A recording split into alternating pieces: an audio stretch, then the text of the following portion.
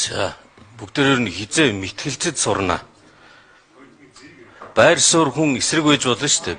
Би эсрэг байна гэдгийг маш тодорхой хэлчмээр. Нэгэн дэмжижээд хэлчихье. Тэгээд дэмжснийхэн төлөө эсрэг байсныхын төлөө улс төрчлөө элдв янзын дайралт хэмээг одоо хизээ болно.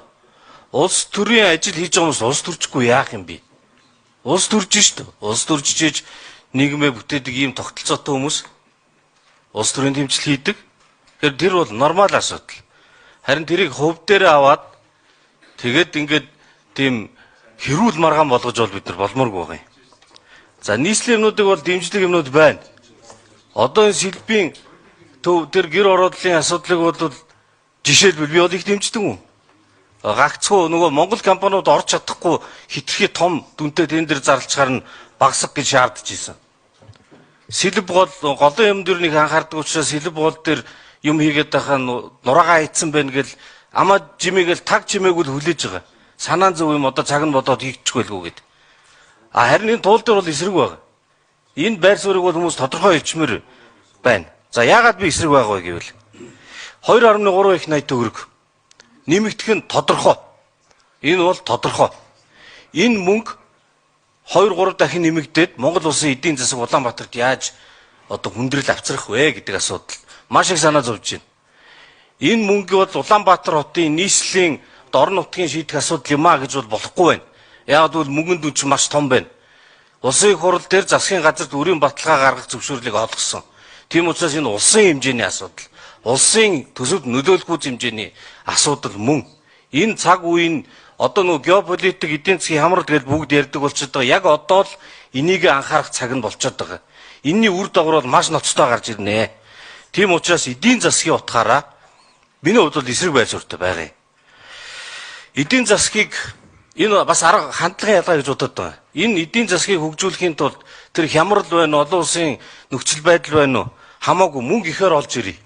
Тэгээ том том юм хийх юм бол эн чинь мотор болоод манай нийгэм ард нь гарна гэдэг нэг юм хандлага байгаа. Энэ бол анхны 24 оны хамтарсан засгийн үед гарч ирсэн бидний романтик төсөөлөл. Тэрүүгээр бодохоор зэрэг одоо энэ богдуулын дундуур нүх гаргана, уртталт нь 600 тэрбумын ордон барина, өөдөө тэмүүлэх Монгол гүүр барина. Ингээд зөндөө байсан шүү дээ.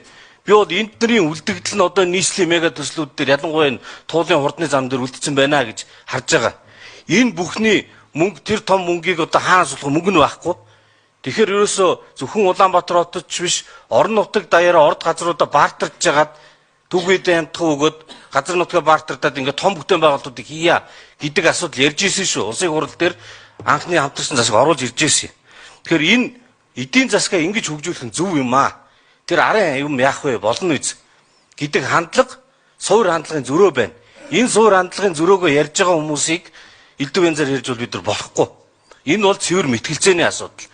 Би бол жишээлбэл эдийн засгаа хөгжүүлэхэд тэр хөрөнгө оруулалтын орчин, инээдэр бизнесийн хөгжлөг анхаарахаас биш, иймэрхүү өндөр том эрсдэлтэй олон их найдаар тоологдох мөнгийг төрийн төслүүдээр хэрэгжүүлэх нь ялангуяа энэ цаг үед маш том эрсдэлтэй гэж үзэж байгаа.